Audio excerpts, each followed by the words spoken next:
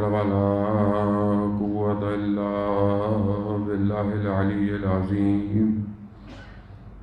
حسبنا الله ونعم الوكيل، نعم المولى ونعم النصير. أعوذ بالله من الشيطان الرجيم. بسم الله الرحمن الرحيم. الحمد لله الذي يؤمن الخائفين وينجي الصالحين وجزاء المستكبرين ويهلك ملوكا ويستخلف آخرين. والصلاة والسلام على رسول ثقلين محبوب رب المشرقين والمغربين جد الحسن والحسين نبينا سيدنا أبي القاسم محمد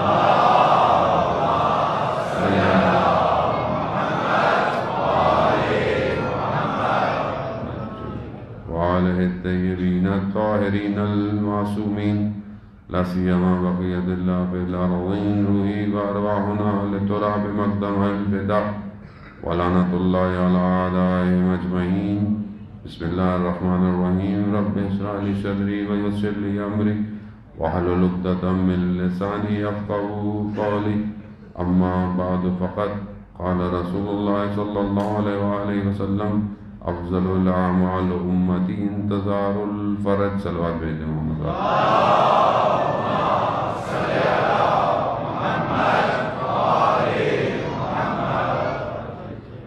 عزیزان سید الشہداء ایام عزا ہیں اور اسی سلسلے کی دوسری مجلس ہے.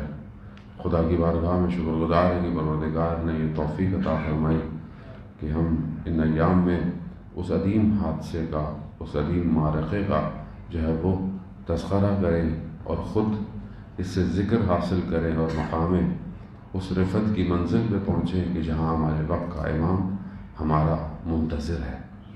سید الشہداء علیہ السلام کا معرکہ وہ عظیم معرکہ ہے کہ جو قیامت تک کی انسانیت کو اپنی طرف دعوت دیتا ہے. یہ زمانے کے حدود میں یا مکان کے حدود میں ختم نہیں ہوا، بلکہ یہ قیامت تک، اور بلکہ نہ صرف اس عالم مادہ میں بلکہ ہر عالم کے اندر ابھی تک قیامت تک سید الشہداء کے اس معرکے سے فیض حاصل ہوتا رہے گا. جو بھی کمال تک پہنچنا چاہتا ہے ہر عالم میں، اسے سید الشہداء سے متصل ہونا پڑے گا. اس کی جو دلیل ہے وہ اس سے بڑی نہیں ہو سکتی کہ جس کے لیے خود رسول خدا حضرت محمد مصطفیٰ اللہم صلی علی محمد وآل محمد وعجل. رسول خدا خود ارشاد فرماتے ہوں کہ جنہوں نے خود فرمایا کہ عرش کے دائیں طرف یہ لکھا ہوا ہے: ان الحسین مصباح الہدی وسفینۃ النجات. گویا عرش اب کہاں ہے، عرش کتنے عرصے پہ محیط ہے، اور عرش ایک ایسا مقام ہے جو تمام عالم سے افضل ایک مقام ہے کہ اس سے بڑی اب جگہ اور کوئی ہے نہیں کہ جہاں سے کوئی چیز جو ہے وہ ہر عالم میں نفوذ کرے. اسی لیے ہر عالم میں جو بھی نجات چاہتا ہے اسے امام حسین علیہ السلام سے جڑنا پڑے گا. اس جڑنے کی شرائط ضرور ہیں، اس جڑنے تک پہنچنے کے لیے کچھ مقدمے کی ضرورت ہے، اور یہی وہ مقدمات ہیں کہ جو انسان کو اس کے امام سے جوڑتے ہیں. ہم اپنی زندگیوں میں دیکھیں کہ ہم ان مقدمات کو کس طرح طے کر رہے ہیں. میں بہرحال آج کے محدود وقت میں ایک حدیث کے ذیل میں چند نقاط آپ کی اذان عالی میں وہ بھی توفیق الہی ہوئی تو منتقل کروں گا کہ کس طرح ماہ محرم ہمیں یہ ایک آپشن دیتا ہے، ایک ہمیں چانس دیتا ہے ہر سال کہ ہم اس وادی میں وارد ہوں. یہ ہر سال جس طرح شب قدر کے اندر جس رات کو ہم کہتے ہیں کہ قرآن نازل ہوا، ہر سال ہم شب قدر کو ترک کرتے ہیں، ہر سال ہم شب محنت کرتے ہیں. کیوں محنت کرتے ہیں؟ رات کو جاگتے ہیں، عبادت کرتے ہیں تاک راتوں کو کہ ان میں سے کوئی ایک رات شب قدر کی رات ہوگی، سلامتی کی رات ہے. فجر تک نمازیں، عبادتیں، دعائیں، دن میں روزے الگ ہوتے ہیں. کیوں کرتے ہیں؟ کہ شاید وہ ایک مقام مل جائے جو شب قدر کا ہے۔ اور کیا شب قدر ہر سال ایک جیسی ہوتی ہے؟ نہیں، وہ جو قرآن نازل ہوا تھا شب قدر میں، ایک تو وہ مصحف ہے جو کتاب کی صورت میں ہمیں ملا، ایک اس کی حقیقت ہے جو نازل ہوئی ہے۔ ہر سال شب قدر میں اس حقیقت میں سے کچھ انوار ہر سال دنیا پر نازل ہوتے ہیں، اور اس ہی کو حاصل کرنے کے لیے ہم لوگ محنت کرتے ہیں۔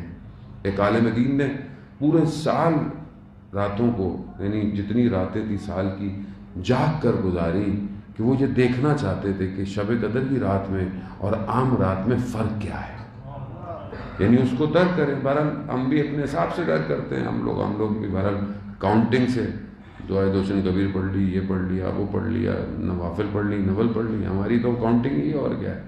ہم خدا کرے کہ اس مقام پہ پہنچے کہ ہم اس فیض الہی کو محسوس کر پڑے کہ تنزل الملائکۃ والروح، ملائکہ نازل ہو رہے ہیں، کس کے اوپر؟ روح بھی نازل کس کے اوپر ہو رہی ہے؟ اس حجت خدا پر نازل ہو رہی ہے۔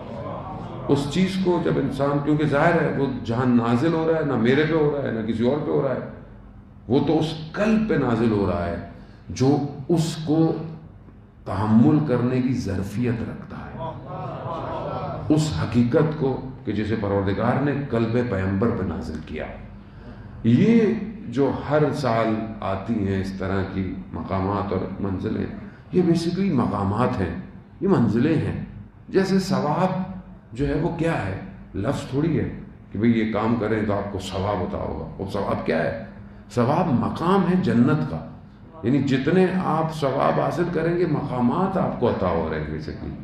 وہ یہاں پر تو ظاہر ہے اس کو آپ کو نظر نہیں آئے گا، وہ تو جس مقام پہ آپ پہنچیں گے تو پتہ چلے گا کہ کتنے ثواب تھے اور کتنے عذاب تھے بیسیکلی، تو وہیں جا کے پتہ چلے گا۔ لفظوں کا معاملہ نہیں ہے۔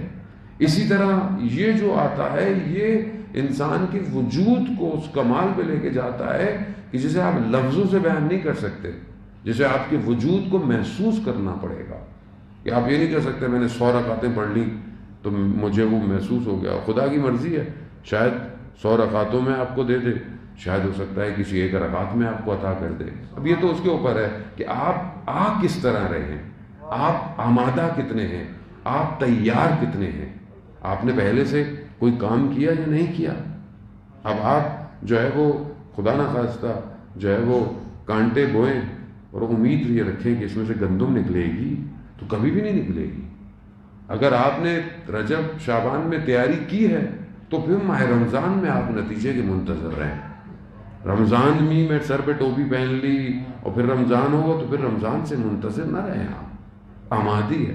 اسی طرح محرم بھی ایک آمادگی مانگ رہا ہے، محرم بھی ایک تیاری مانگ رہا ہے، اور ہر سال ماہ محرم جب شروع ہوتا ہے تو اس عالم سے ایک دسترخوان کھلتا ہے، اور وہ جو سید الشہداء نے کام کیا ہے اس کی عنایات جو ہیں وہ عطا ہوتی ہیں۔ جو جتنا تیار ہو کے آتا ہے اس کو اتنا ملنا شروع ہو جاتا ہے۔ اب یہ ہمارے اوپر ہے کہ ہم کتنے تیار ہو کے محرم میں آئے اور کتنا اپنے آپ کو تیار کیا، اور پھر اس تیاری کے بعد جو ایگزٹ پروڈکٹ ہے وہ کیا ہے، نکل کے کیا ملنے والا ہے، یہ آپ خود محسوس کرنا پڑے گا۔ لیکن اگر آپ نے بھی ویسے کیا سب کرتے ہیں بہرحال کیونکہ انسان ہے، ظاہر ہے انسان گھرا ہوا ہے، پھنسا ہوا ہے۔ اگر کسی کو آپ روک کے پوچھیں تو کبھی بھی کوئی نہیں چاہے گا کہ میں برائی کرنا چاہتا ہوں یا میں اپنے آپ کو برباد، کوئی بھی نہیں چاہتا، لیکن گر گیا ہے زندگی کے اندر، نفس کے اندر، خواہشات کے اندر۔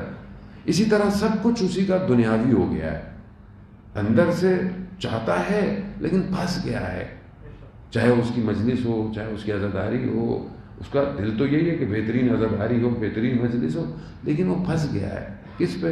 میری گھر کی مجلس کیسی ہوگی، میرے گھر کا یہ کام کیسے ہوگا، میرا یہ کیسے ہوگا۔ ہر کوئی پھنسا ہوا ہے اس کے اندر، عالم بھی پھنسا ہوا ہے، میری مجلس میں رش کتنا ہوگا، میری مجلس میں کون سی واہ واہ کتنی ہوگی، وہ بھی پھنس گیا ہے، چاہتا نہیں ہے لیکن پھنس گیا ہے۔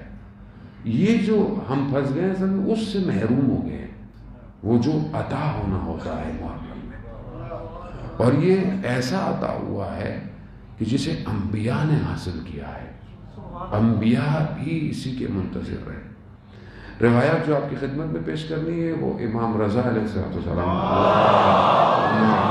صلی علی محمد وآل محمد وعجل فرج۔ امام رضا نے پہلی محرم کو، جو ابن شبیب جسے ہم روایت بہت سنتے ہیں امام سے، امام نے کہ پسر شبیب کو کہا کہ آج پہلی محرم ہے، تم روزے سے ہو؟ اس نے کہا ہاں میں روزے سے ہوں۔ انہوں نے پھر اس میں کچھ نکات بیان کیے محرم کے لیے۔ ویسے بھی جب محرم آتا تھا تو ائمہ علیہ السلام اپنے اوپر حزن کو طاری کرتے تھے، سیاہ لباس پہن لیا کرتے تھے، اور اپنے طریقے سے بھی جن جن کے ادوار میں جیسے تھا مجلس کا اہتمام کرتے تھے، عزاداری کا، مرثیے کا، شعر پڑھنے کا، روزہ خوانی کا، یہ جو ہے وہ کیا کرتے تھے اہتمام۔ امام نے حدیث بیان کی اور فرماتے ہیں کہ ماہ محرم جب آتا ہے تو اس کی پہلی چیز جو ہے وہ بکا ہے، گریہ ہے۔ یعنی محرم یعنی اس کاروان میں داخل ہونے کی شرط گریہ ہے کہ انسان گریہ کرے، اور یہی کہا کہ یہ جو گریہ ہے اور اس کی، اور پہلے رمضان کے احکام، پہلے محرم کے احکام ہے کہ انسان روزہ رکھے اور پھر متصل ہو، خاص طور پہ وہ جس کی اولاد نہیں ہے۔ یہ احکام حضرت زکریا نے کیا تھا، یعنی پہلی محرم کو روزہ رکھا تھا اور متصل ہوئے تھے۔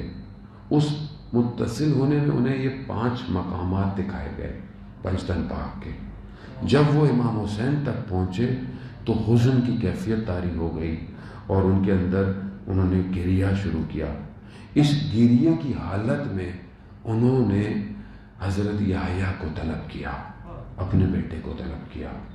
جب امام حسین علیہ السلام کا مقام دیکھا تو خود تمنا کی کہ پروردگار مجھے بھی اولاد عطا کر کہ میں بھی اس کو اسی راستے میں قربان کروں اور اس کیفیت کو محسوس کروں جس حد تک ہو سکتا ہے جسے رسول خدا محسوس کریں گے۔ یعنی یہ مقام آسان مقام نہیں ہے، یہ بہت بلند مقام ہے کہ جسے ہمارے لیے تو نارمل عادی ہو گیا ہے، انبیاء اس کو باقاعدہ ادا کرتے تھے، اور حضرت زکریا نے اس مقام کو ادا کیا۔ پھر خدا نے انہیں حضرت یحییٰ جیسا فرزند عطا کیا جسے اسی راہ میں مارا گیا اور کئی عرصے تک ان کا سر کٹا ہوا بیابانوں میں پڑا رہا اور اس میں سے خون نکلتا رہا۔ اس یاد کی خاطر سے قربانی دی گئی، ہر نبی سے متصل ہوا ہے۔ ذبح عظیم جہاں قرآن کہہ رہا ہے، اس ذبح عظیم کے لیے حضرت ابراہیم نے بھی اپنے بیٹے کو اس مقام پہ لے کر آئے کہ اسے قربان کریں، جسے پروردگار نے قبول کیا، اور اس کے بجائے جو ہے وہ جانور دیا۔ لیکن حضرت ابراہیم کو بھی اس مقام تک پہنچنے کے لیے امتحان دینا پڑا۔ یہ بہت بڑا امتحان ہے کہ امام نے اپنے باطن میں ان ساری بلاؤں کو سمیٹا ہے اور پھر اس میں سے بشریت تک کو بچانے کے لیے اس سفر کو طے کیا ہے۔ عاشورہ ایک ظاہر ہے، عاشورہ کا ایک باطن بھی ہے۔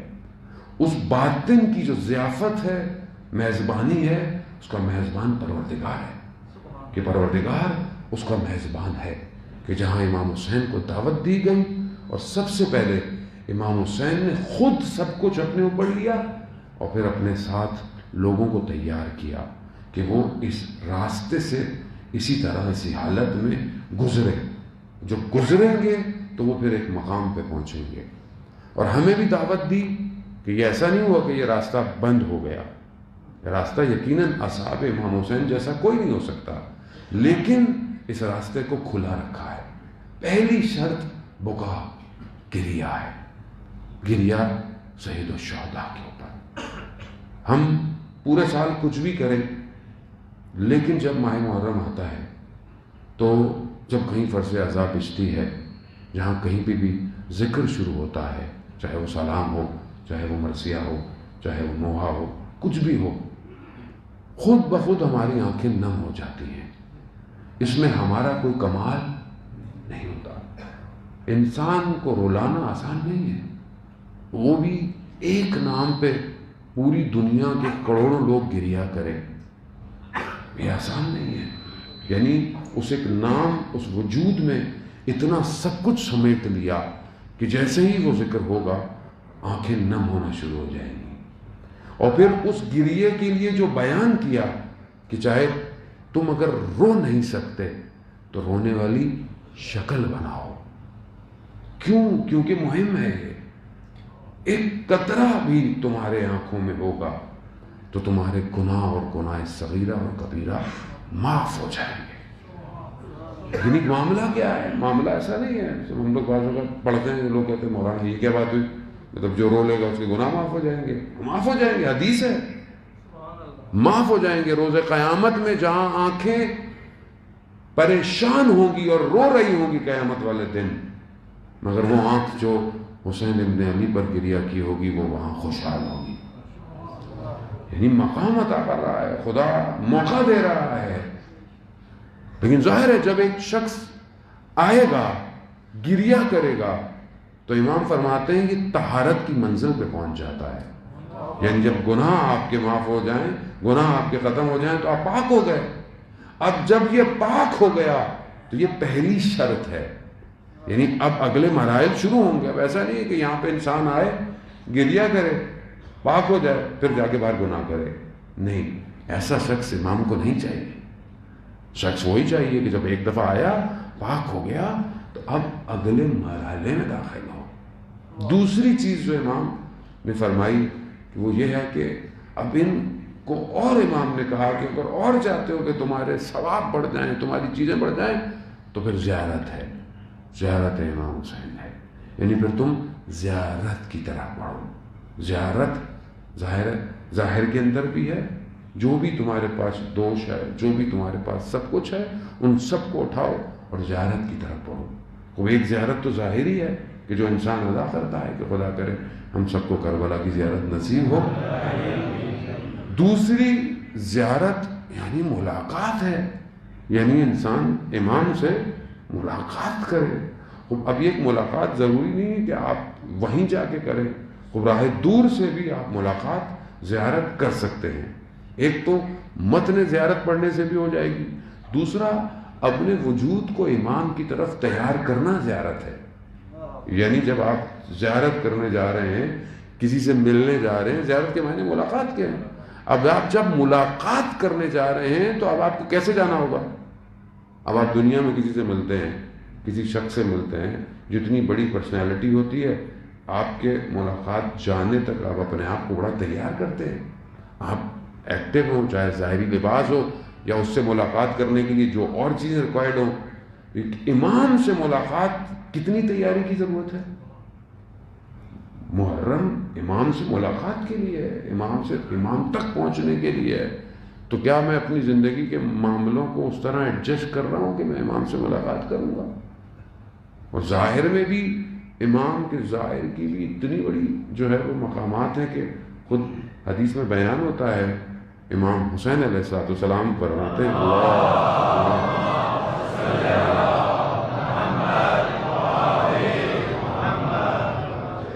خود بیان ہوتا ہے کہ امام کی زیارت پہ جو شخص آتا ہے امام اس کے نام کو اس کے آباء و اجداد کے نام کے ساتھ جانتے ہیں.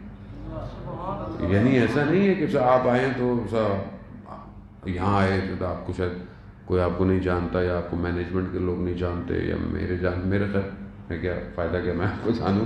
لیکن امام ایسا نہیں ہے. امام کی جو زیارت پہ جاتا ہے، اب چاہے آپ زیارت وہاں جا کے کریں، چاہے زیارت وہ شخص چھٹے امام جعفر صادق علیہ السلام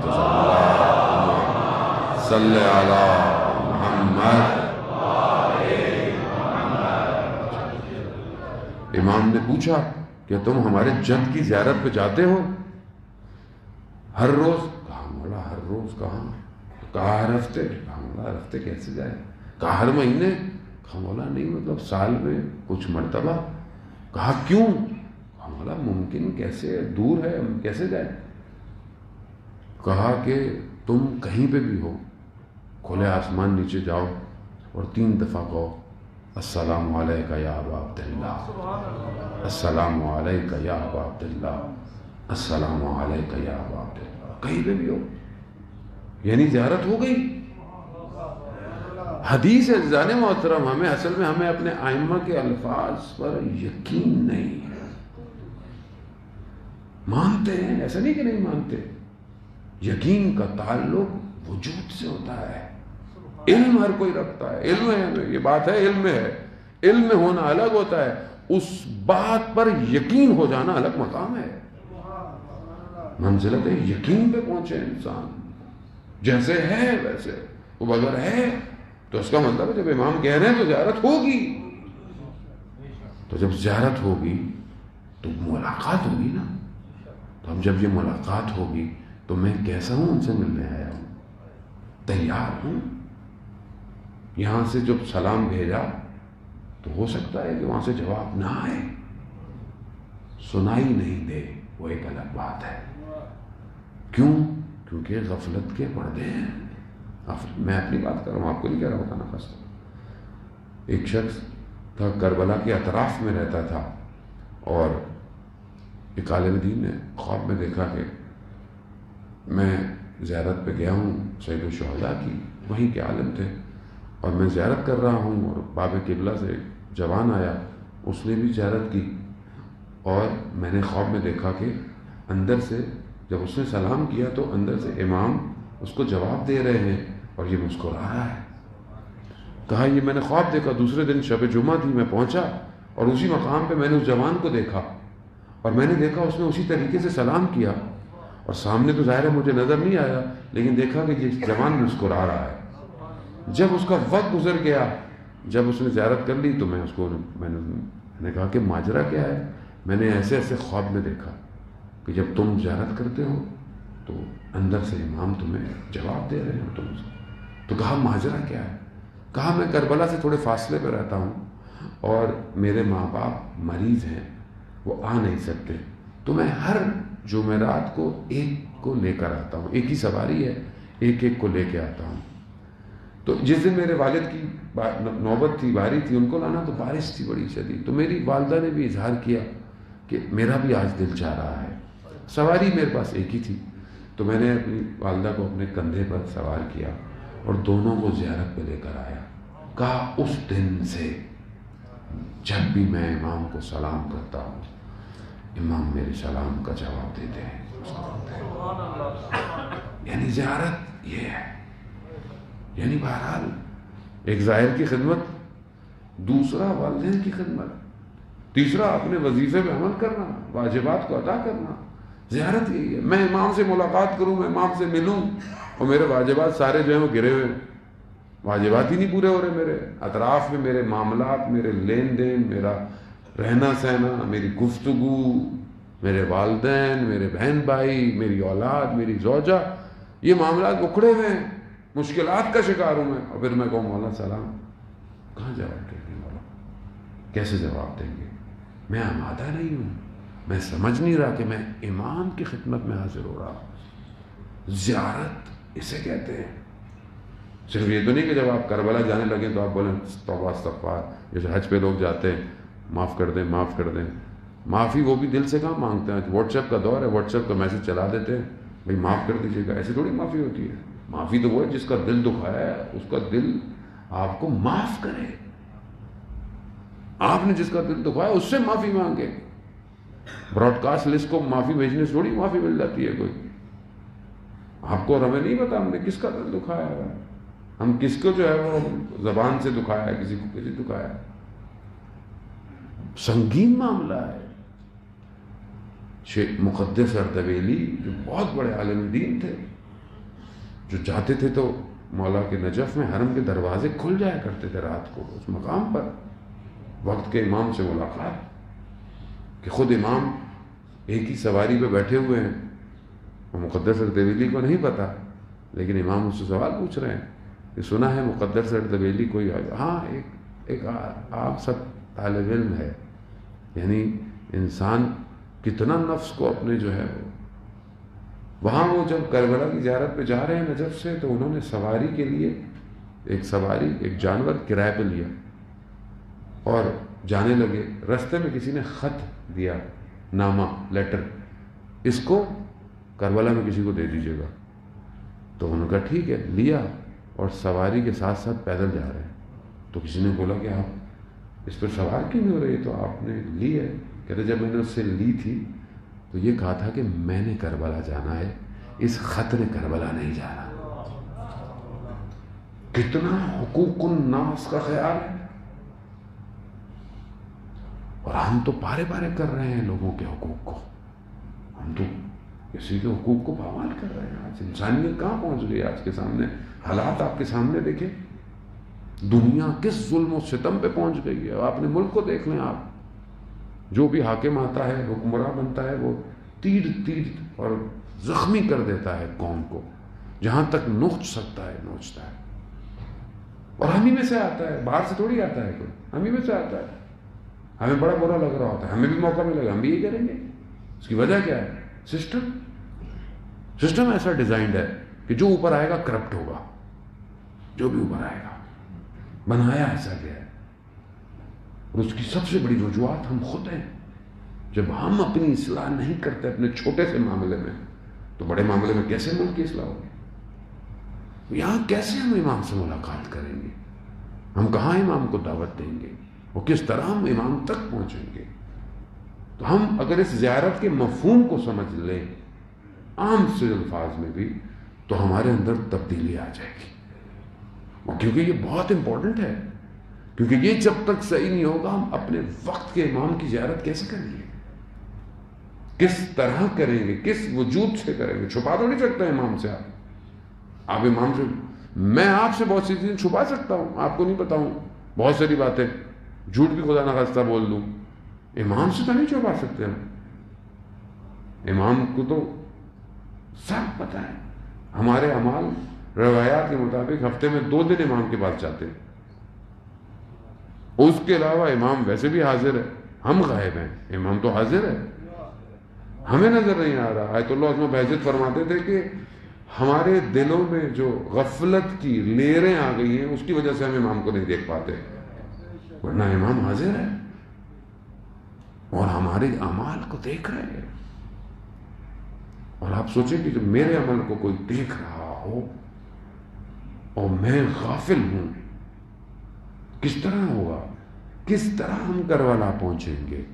اور کتنی دیر ہم اور لگائیں گے؟ عزیزان محترم, 1181 سال ہو گئے امام کی غیبت کو, غیبت صغرا اور کبرا دونوں کو. 1181, 1200 کے آس پاس ہو گئے. کتنا دیر اور کریں؟ کیوں نہیں آتے امام؟ قصور کس کا ہے؟ قصور ہمارا ہے. آیت اللہ بہبانی سید مہدی شمس الدین بیان کرتے ہیں کہ ان کو امام جب بھی یہ دعا کرتے تھے تو انہیں اندر ایک شکوہ رہتا تھا کہ امام کیوں نہیں آتے. تو جب سید الشہداء کے حرم پہنچے قبے کے نیچے, تو وہاں انہوں نے زیارت کی, دعا کی, اندر یہی ایک شکوہ, امام کیوں نہیں آ رہے, اتنے سارے لوگ ہیں. آپ کو پتا ہے کہ قبے کے نیچے وہ جگہ ہے کہ جہاں دعا مستجاب ہوتی ہے, دعا مستجاب ہے. تو اسی حالت میں امام نے اپنا تشرف ظاہر کر دیا. ان کو امام نظر آ گئے تو امام نے کہا کہ جاننا چاہتے ہو کہ میں کیوں نہیں آتا؟ کہا. تو امام نے ان کے کانوں سے پردہ ہٹایا, تو جتنے لوگ دعا کر رہے تھے سب کی آوازیں آنا شروع ہو گئی. وہ جگہ جہاں دعا مستجاب ہے وہاں کیا دعا ہو رہی ہے؟ خدا مجھے اولاد دے دے امام حسین کے صدقے, خدا مجھے روزگار دے دے, مجھے گھر دے دے, مجھے یہ دے دے. تو امام نے فرمایا کہ یہ وہ جگہ ہے کہ جہاں دعا مستجاب ہوتی ہے, میرے لیے دعا کوئی نہیں کر رہا. تو جب ہم دعا ہی نہیں کر رہے تو باقی معاملات کیسے طے ہوں گے؟ دعا کیا ہے؟ دعا کیا ہے؟ دعا لفظ تھوڑی ہے. دعا مقام تمنا اور مقام طلب ہے. اگر آپ پہنچ جائیں اس لفظ کے اوپر, یعنی مقام ہے دعا, یعنی جب میں دعا مانگتا ہوں تو کسی چیز کی تمنا کر رہا ہوں, اور اس تمنا کے مقام پر پہنچنا چاہتا ہوں. چاہے مادی بھی چیز ہے، اگر میں کہہ رہا ہوں کہ یہ مجھے مل جائے یا میں یہاں پہنچ جاؤں، تو ایک مقام ہے نا، اس کی تمنا کر رہا ہوں، ایک چیز کی طلب کر رہا ہوں. تو کیا میری ان تمناؤں اور طلب میں وقت کا امام ہے؟ یہ نہیں ہے. تو میں کیسے پہنچوں گا؟ کربلا آسان نہیں ہے. کربلا بہت کچھ مانگتی ہے. پہلا چیز ہی آپ کا اپنا وجود ہے، وہ آئے گا تو باقی معاملات طے ہوں گے. یہاں امام نے کہا پہلی چیز بخا، گریا پاک کرو، پھر زیارت. پھر زیارت کے بعد امام کہتے ہیں پھر ہمارے دشمنوں پر، سید الشہداء کے دشمنوں پر لعن کرو، تبرہ کرو. یعنی کیا؟ یعنی ان سے بیزاری کا اظہار کرو. جب تک تم بیزاری کا اظہار کرو گے تو پھر ان کے مقابلے میں اپنی صف قائم کرو گے. جب دشمن تمہیں نشاندہی ہو جائے گا کہ یہ دشمن ہے سید الشہداء کا، تو اس کے مقابلے میں اپنی صفوں کو لے کر آؤ گے. تو یہاں یہ بہت ضروری ہے کہ بہرحال جو حالات آج کل چل رہے ہیں وہاں یہ بات بتانا کہ لعن کے معنی گالی گلوچ کے نہیں ہیں، سب اور شتم کے نہیں ہیں. خود نہج البلاغہ میں مولا متقیان نے ایک جنگ میں اپنے اصحاب کو کہا کہ مقابل والوں کو سب و شتم نہیں کرو. سب و شتم کیا ہوتی ہے؟ یعنی گالی گلوچ دینا، غلط لفظوں کا استعمال کرنا. لعن سے منع نہیں ہے. لعن قرآن بھی کر رہا ہے. لعن کے معنی ہی خدا کی رحمت سے دور کرنا، کہ خدا کی لعنت یعنی اس کو اپنی رحمتوں سے دور کر دے. لیکن جس طرح ہمارے مراجع کرام نے فتوے دیے ہیں آج کل کے دور کو، اسی طرح انجام دیں. جو مقدسات ہیں ان کا احترام کریں. اور یہ نہیں کہا کہ آپ اپنا عقیدہ چینج کریں، یہ کسی نے نہیں کہا. آپ احترام کریں اپنی گفتگوؤں میں چیزوں کو. اور دشمنان اہل بیت پہ لعنت بے شمار. اب جو بھی دشمن ہے، اور ہر کوئی دشمن آنے، چاہے وہ اہل سنت ہوں چاہے وہ دوسرے فرقے ہوں، سب اہل بیت سے محبت کرتے ہیں. اور جب آپ ایسا کہیں گے تو وہ بھی آپ کے ساتھ شامل ہوں گے کہ وہ بھی، ان کو بھی غم اور غصہ ہے، وہ بھی اہل بیت سے محبت کرتے ہیں. ہر کسی کے محبت کے مقامات میں بے شک فرق ہو سکتا ہے، لیکن اصل ہدف ہے کہ اس تک ضرورت یہ ہے کہ اتحاد کی فضا قائم کرتے ہوئے دشمن کے اس اصل ہدف کو ختم کرنا ہے کہ جو آپس میں ملک کو برباد کرنے کے لیے چاہ رہا ہے. کیونکہ بہرحال باہر کی فنڈنگ ہے تو وہ اثر تو دکھاتی ہے، چاہے وہ ہماری طرف سے ہو چاہے وہ ان کی طرف سے ہو. اور دونوں ایجنٹ ہیں. جو بھی امت کو لڑانے کا کام کرے وہ ایجنٹ ہے. اب لوگوں کو برا لگتا ہے وہاں ایجنٹ ہے، اور کیا. جب مصلحت، جب آپ کے دین کے رہنما اور لیڈر جب ایک بیان دے رہے ہوں، جب وہ آپ کے لیے ایک واضح حکمت عملی بیان کر رہے ہوں، تو پھر آپ اور میں کون ہوتے ہیں کہ ہم اس طرح کی گفتگویں کریں، اس طرح کی چیزیں پڑھیں آ کے ممبر سے بات کریں. اس کا مطلب یہ ہے کہ ہمیں کوئی اور چلا رہا ہے تاکہ ہم اس ملک وطن پاکستان میں اتحاد کی فضا کو خراب کریں، دشمنی پیدا کریں، اور اس کے نتائج ملک کی سلامتی خطرے میں ہو. تو یہ ہر کسی کو ہوشیار ہونے کی ضرورت ہے اپنی صفوں کے اندر کہ ان چیزوں کو جو ہے وہ عقل اور سمجھنے کے ساتھ دے. دشمن ہوا دینا چاہ رہا ہے آج کل ان سارے معاملات کو، تو بہت عقل اور بردباری کے ساتھ ان معاملات کو طے کرنا ہے. عزیزان محترم، اب وہ زمانہ نہیں رہا کہ بہرحال پہلے ایک حادثہ ہوتا تھا، ہو گیا چلا گیا. نہیں، اب دنیا بڑی بیدار ہو گئی ہے، ہوشیار ہو گئی ہے. بصیرت کا مظاہرہ کرتے ہوئے آگے بڑھنا ہے.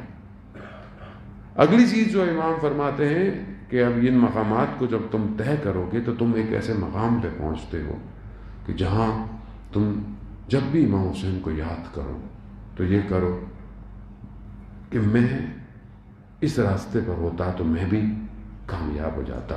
یعنی یا لیتنی کنت معہم فافوز فوزا عظیما. یعنی جتنی دفعہ امام فرماتے ہیں کہ جب بھی تم سید الشہداء کو یاد کرو تو یہ طلب ضرور کرو کہ کاش میں آپ کے ساتھ ہوتا تو میں بھی انہی کی طرح جو آپ کے اصحاب تھے میں بھی کامیاب ہو جاتا. جتنی دفعہ تم ان کو یاد کرو گے طلب ضروری ہے. میں امام کو یاد کروں، کربلا کے واقعے کو ذکر کروں، گریہ کروں، سب کروں، اور میں یہ تمنا نہ کروں کہ میں کربلا پہنچوں، نہیں پہنچ سکتا کربلا۔ یہ بہت ضروری ہے کہ میں اس صف میں شامل، کیوں؟ کیونکہ جب میں یہ تمنا کروں گا تو میں پھر اپنے وقت کے امام کے اصحاب تک پہنچوں گا، کیونکہ یہ سب ہیں تو ایک ہی ہدف کے، اول محمد، اوسط محمد، آخر محمد، سب وہی ہے۔ تو امام ہمیں یہ بتانا چاہ رہے ہیں کہ جب کربلا کو یاد کرنا ہے تو اپنے آپ کو امام تک پہنچاؤ، اور یہ جب تم پہنچو گے اس مقامات پر آ کر، پھر امام جو ہے وہ چند چیزیں اور بیان کرتے ہیں کہ اگر تم درجات اعلیٰ چاہتے ہو بہشت میں تو پھر ہمارے حزن پہ حزن اختیار کرو اور ہماری فرحہ پہ خوشی اختیار کرو۔ جس طرح جس چیز پر ہم غمزدہ ہیں تم بھی غمزدہ ہو، اور جس چیز پر ہم راضی ہیں، خوش ہیں، تم بھی خوش ہو۔ یہ کرو گے تو پھر تم ہماری ولایت پہ پہنچو گے۔ یہ میں نے خلاصہ بہت تیزی سے آپ کی خدمت میں اس حدیث کا بیان کیا۔ پہلی چیز بقا، دوسری زیارت، تیسری دشمن پہ لعن اور دشمن کی صفوں کے مقابلے میں آنا، دشمن شناسی، پانچویں چیز حزن کو اپنے وجود میں قائم رکھنا، جس پر امام غمگین ہو ان چیزوں پہ غمگین ہو، جس پر امام خوش اور راضی ہو اس پر اپنے آپ کو خوش اور راضی رکھنا، پھر ہم وارد ہوں گے ولایت میں۔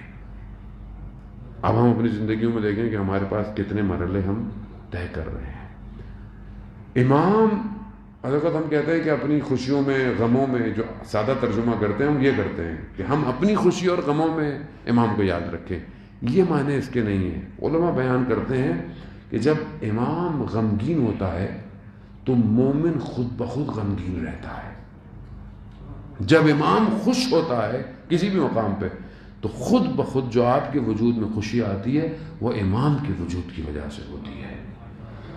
اب ظاہر ہے امام کس عالم میں اگر حزن میں ہے تو پھر ہمیں بھی حزن کی کیفیت خود بخود طاری ہونا ہوتی ہے۔ عزیزان محترم، ولایت شرط مانتی ہے۔ جنت میں مختلف مقامات ہیں اور سب سے بڑا مقام اصحاب سید الشہداء کا ہے۔ امام کے صحابیوں کا سب سے بڑا مقام ہے جنت میں۔ کیا مقام ہے؟ کہ وہ ہر وقت امام کے نور سے متصل ہوں گے، یعنی وہ ہر لمحے اس نور الہی جو امام کی صورت میں امام کے وجود سے نور نکل رہا ہوگا اس سے فیض حاصل کر رہے ہوں گے، اور اس طرح محو ہوں گے اس کے اندر کہ جنت کی دوسری نعمتیں رش کھائیں گی کہ کاش ہمیں دیکھ لیں۔ اس مقام پر یہ اصحاب سید الشہداء ہوں گے، اور ان میں سب سے بڑا مقام شہداء میں حضرت عباس علمدار کا ہے کہ وہ جو مقام ہوگا جس پہ سارے شہداء غبطے کھائیں گے، رش کریں گے کہ کیا مقام ہے سید الشہداء کا، حضرت عباس کا۔ خوب یہ مقامات ظاہر ہے طے کرنے پڑتے ہیں عزیزان محترم، یہ مقام ایسے تو نہیں حاصل ہوگا، اسی لیے ہمیں کربلا سے گزر کر جانا ہے اور ظہور تک جو ہے وہ اپنے آپ کو پہنچنا ہے۔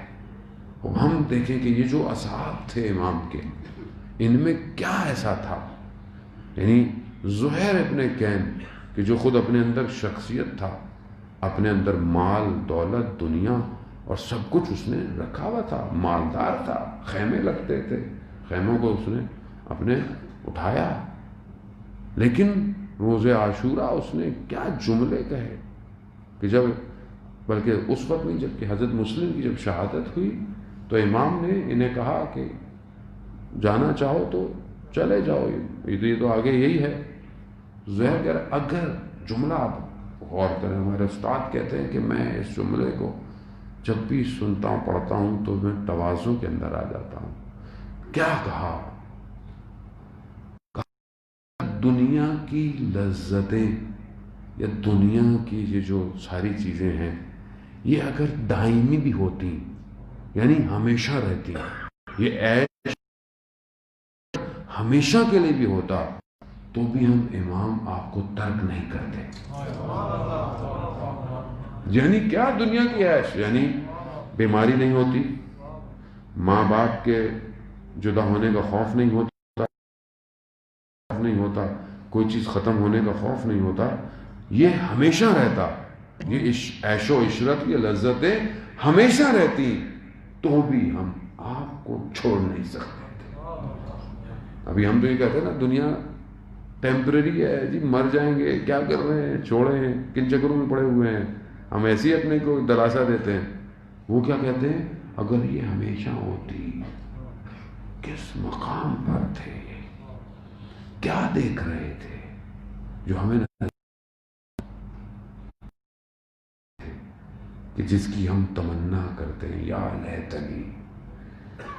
کہا گیا امام جب کہہ رہے ہیں کہ تمنا کرو, امام کہہ رہے ہیں تمنا کرو اس کی کہ یا لیتنی, کاش ہم ہوتے تو ہم بھی کامیاب ہوتے. کون سی چیز ہے جسے ہماری نگاہوں سے اوجھل ہے؟ ظاہر ہے ہم اس مقام, مطلب وہاں کربلا کے بھی شہداء میں اپنے آپس میں مقامات ہیں, سب کے مقامات ہیں. اب اس مقام پہ تو نہیں پہنچ سکتے ہم, لیکن کچھ تو درک کرنا پڑے گا نا. عزیزان محترم, زندگی گزرتی جا رہی ہے, بال سفید, داڑھی سفید, قبر تیار, اور ساری زندگی محرم مجلس سنتے رہے اور اس کو کیا کبھی تو کیا کیا پھر, محسوس جب نہیں کیا, جب وہ جو ہر سال عطا ہو رہا ہے کربلا میں سے مجھے کتنا ملتا ہے, میں کب تیار ہوں گا, کیسے تیار ہوں گا, کب تک میں عزا خانوں میں رہوں گا, کب میں مقتل سجاؤں گا, کب سجیں گے یہ مقتل جو انتظار کر رہے ہیں, وہ کہ جو تیر کھاتے رہے سینوں پر مگر ہلے نہیں. کیا چیز تھی جنہیں انہیں, کیا چیز تھی, یعنی اصحاب امام حسین کو ترک کرنے کی ضرورت ہے زیادہ محترم. یعنی اب جب خط ملا حبیب کو تو بیٹھا نہیں گیا, ایک آگ عشق کی وجود میں لگ گئی. اسی بے چینی میں جب نکلے تو کہا مسلم ابن اوسجہ کو دیکھ کر رہے ہو, کہا میں نے رات کو خواب میں رسول خدا کو دیکھا. کہا خضاب کرو, تو کہا وہ خضاب کرنے جا رہا ہوں. کہا تعبیر سمجھ نہیں پائے. کہا کیا, کہا امام حسین کربلا پہنچے ہیں, وہاں خضاب کرنا پڑے گا. کیسا خضاب کیا مسلم نے آتے, ہم کن مقام عزیزان, اسی لیے متصل ہوں اصحاب امام حسین. آیت اللہ حائری یزدی کہتے ہیں کہ میں حضرت حر سے توسل کر کے کم آیا تھا اور میں نے کم کا حوضہ تاسیس کیا. اتنا بڑا حوضہ جہاں آج دنیا کے 110 ممالک کے طالب علم پڑھ کر پوری دنیا میں کس زبانوں میں علوم اہل بیت پھیلا رہے ہیں, یہ حضرت حر سے توسل ہے. کس اور وہ پہنچے, حبیب پہنچے. کہتے ہیں بیان یہ ہوتا ہے کہ یہ لوگ گھر نہیں گئے, مسلم گھر نہیں گئے کہ میں گھر بتا دوں میں جا رہا, اسی حالت میں کربلا نکلے ہیں. کیوں؟ کیونکہ جانتے تھے کہ شاید کوئی چیز روک نہ لے. ضبط کی انہوں نے, وجود سے باہر نکلے, اپنے وجود کو پہنچایا اس وجود پر جو کائنات کا محور تھا, جہاں سارے عالم جھکے ہوئے تھے. امام وہی ہے, عالم امکان میں نقطہ محور تک ایک نگاہ رکھتا ہو. امام اسے کہتے ہیں. ہم امام کو ترک نہیں کر پاتے, ہم سمجھتے ہیں امام بس نارمل, امام مطلب کیونکہ بچپن سے سنتے آ رہے ہیں تو ہمیں امام کا, وہاں لوگ کٹنے کو تیار تھے, فنا ہو گئے اپنی بقا کے لیے. ایسے باقی رہے کہ آج تک ہم سلام کرتے ہیں انہیں. کیسے پہنچے؟ جب حبیب پہنچے تو گویا امام حسین منتظر ہیں حبیب کے. مقام، ہر مقام پہ ایک پرچم کو، ایک علم کو رکھا ہوا ہے کہ کسی کو دینا ہے، کیونکہ اصحاب کے سردار جو تھے وہ حبیب نے مظاہر تھے. جب دیکھا کہ دھوپ سے کوئی دھواں اٹھ رہا ہے تو دیکھا گا تو حبیب پہنچے. حبیب پہنچے تو خوشی کی لہر دوڑی. جب خیموں میں آواز آئی تو بی بی نے پوچھا کہ کون ہے، کون آیا ہے؟ کہا بی بی حبیب نے مظاہر ہے. وہ آپ جانتے ہیں نا کہ دشمن کے لشکر مل رہے تھے اور یہاں حسین کے پاس کوئی نہیں آ رہا تھا. ایسے میں جب کوئی آیا کتنی خوشی تھی کہ کوئی آیا ہے. بیوی نے پیغام بھجوایا کہ حبیب کو ہمارا سلام بھیجو. جب حبیب کو یہ سلام ملا تو حبیب نے کربلا کی خاک کو سر پہ ڈالا. کیا دن آ گئے، علی کی بیٹیاں ہمیں سلام دے. غربت ہے امام حسین. خدا آپ کس کا کردے، خدا آپ درد کو. بہرحال حبیب نے اپنا کردار ادا کیا. حبیب نے شب عاشورہ جو گفتگو کہا کہ دیکھ دیر نہ کرے، یہ نہ ہو کہ صبح آل رسول کو کچھ ہو، ہمیں اس سے پہلے اپنے آپ کو قربان کرنا ہے. خوب انہوں نے قربان کیا عزیزان محترم، ایسا قربان کیا. روز عاشورہ جب مسلم گرے تو حبیب پہنچے. دوست ہے، کہا کہ کوئی وصیت ہے. حبیب بھی جانتے ہیں کہ وہ بھی چلے جائیں گے، لیکن بہرحال پھر بھی کوئی وصیت ہے. تو مسلم کی وصیت کیا عجیب ہے. خدا آپ کو اس کا اجر دے. اشارہ کیا مسلم نے امام کی طرف، کہا حبیب جب تک زندہ ہو زہرا کے لال کا بال نہ ٹوٹے. اللہ، یعنی خود مر جاؤ، خود کٹ جاؤ، یہ باقی رہے. اللہ اکبر، کیا انہوں نے حق ادا کیا، کیا سعید نے حق ادا کیا. تیروں کو سینے میں کھایا، گر گئے. امام کی نماز ادا ہوئی. جب گرے امام پوچھے، کہا مولا. یہ نہیں کہا عزیزان محترم میں نے بڑا کام کیا، میں نے نہیں کہا مولا میں نے وفا کی. ہاں صحیح، تم ہم سے پہلے بہشت کی طرف ہو.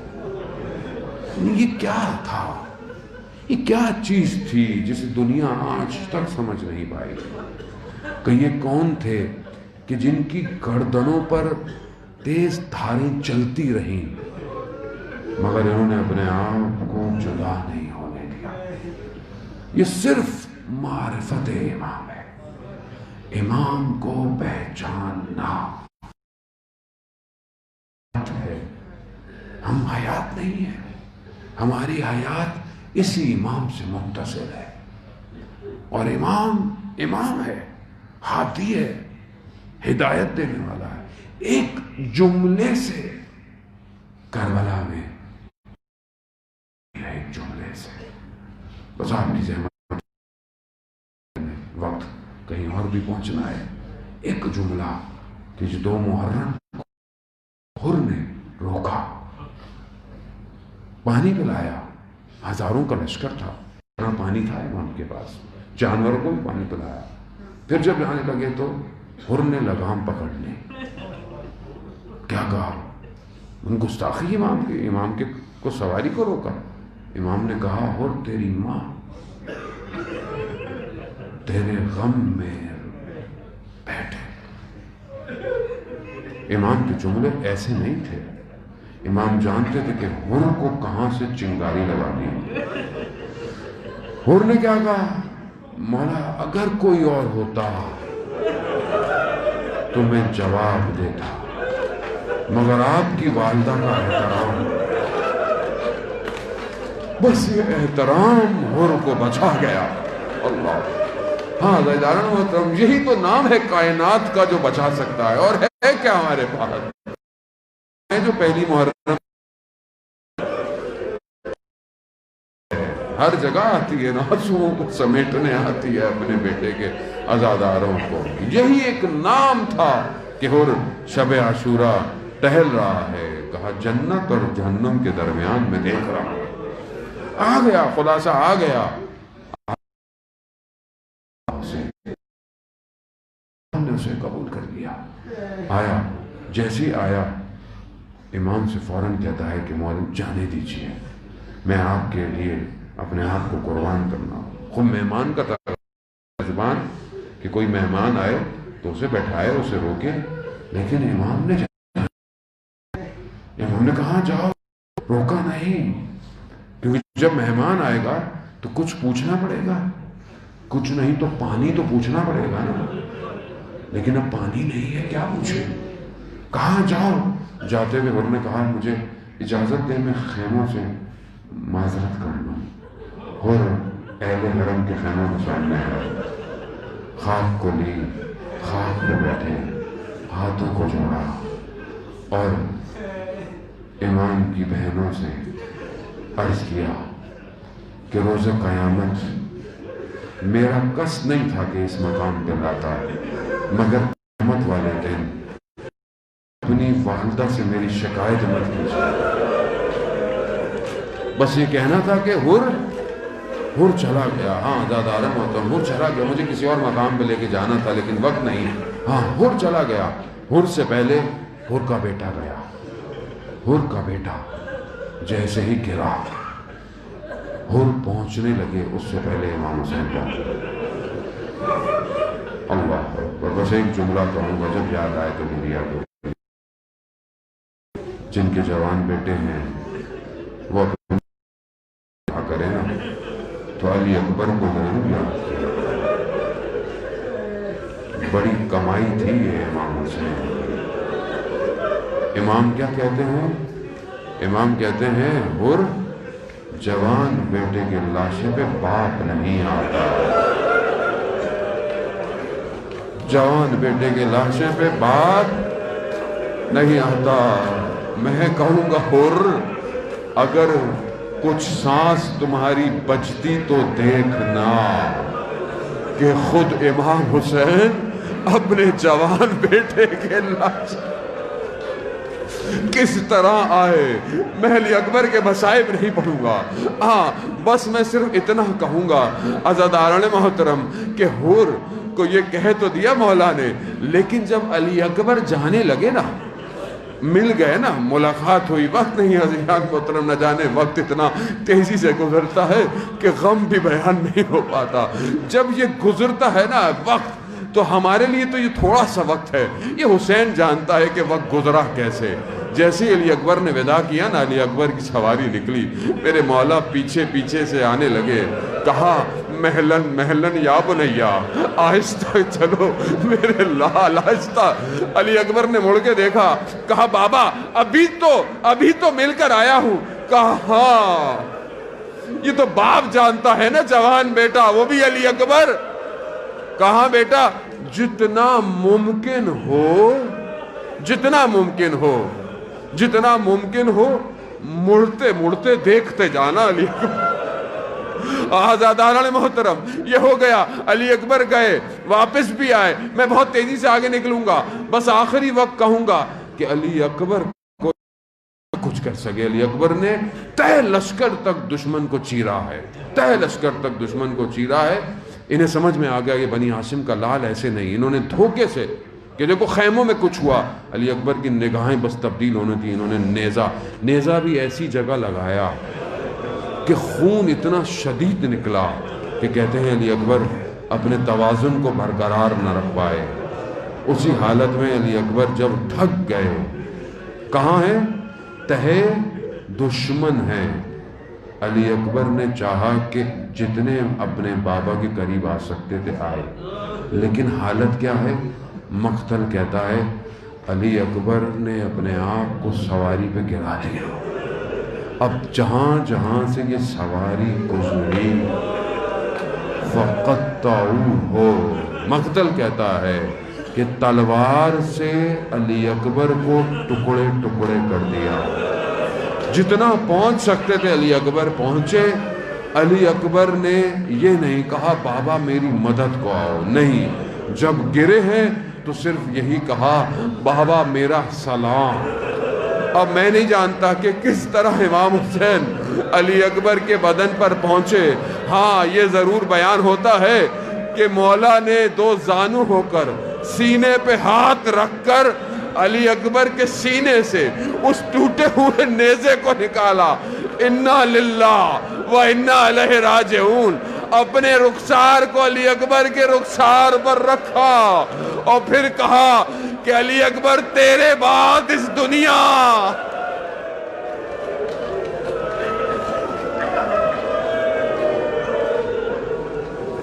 اللہ لعنت اللہ علی القوم الظالمین وسيعلم الذین ظلموا أي منقلب ينقلبون.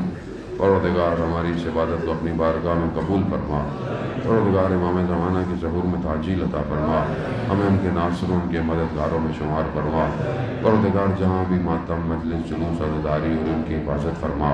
پروردگار دشمنوں کو نیست و نابود فرما. پروردگار مومنین کی عزاداروں کی جان مال کی حفاظت فرما. پروردگار آپس میں محبت اتفاق کی فضا کو قائم کرنے کی توفیق عطا فرما. دشمنان اسلام دشمنان پاکستان کو نیست و نابود فرما. پروردگار ہمیں حج عمرہ اور زیارات کی توفیق عطا فرما. بہت سارے لوگ مریض ہیں، وائرس کی وجہ سے بھی مریض ہیں، میرے چچا بھی مریض ہیں. پروردگار ان سب کو بیمار کربلا کے سب کے شفاء کاملہ اور عاجلہ عطا فرما. پروردگار ہمیں کوئی غم نہ دے سوائے غم حسین کے. اللہم ارزقنا زیارت الحسین فی الدنیا و شفاعتہ فی الآخرہ. ماتم حسین.